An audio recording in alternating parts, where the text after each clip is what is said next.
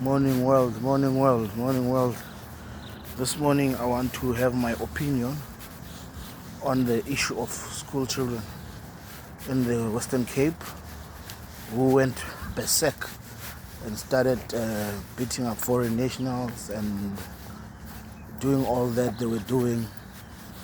I've realized that most Africans and most white Afrikaners, to be specific, and Indians, to be specific also, are calling them out and telling them and saying they are barbaric, uncultured, and most Africans will talk about teachings from home and all these things.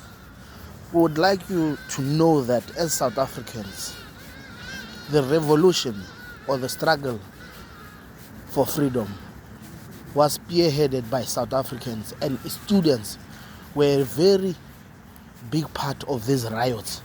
They were the ones who were keeping the apartheid government on its toes. Activism in South Africa starts at a young age. We are not cowards like you all Africans, other Africans are. An average South African high school learner already has political knowledge and education, while in other African countries that does not happen. The way that you guys from other African countries are so much of cowards, you are even afraid to discuss the politics of your countries while you are in South Africa. I grew up having friends from DRC.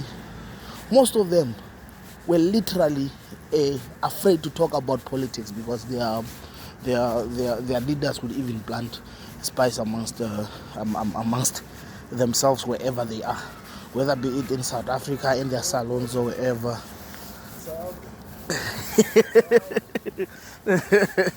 Yes. Yeah, right. So they would plant spies in their communities, always selling each other out. Guess what? We as South Africans, we don't sell out. When we go for something, we go for something. Leave our student alone. These are not wrong teachings. They are the first victims. They are on the receiving end of being kidnapped and be poisoned by Pakistanis with their rotten food and the Somalis with their rotten stock. Activism in South Africa, it's in our DNA. We can be silent, but we cannot be silent forever. And when we start acting, the world reacts in shock, as if they have not seen what is happening in our country. If you guys are failing to hold your governments into account, if you guys are failing to clean up your mess in our countries, we are going to do it in our country. Our students are well taught and they are politically conscious. They know that their country has to be protected.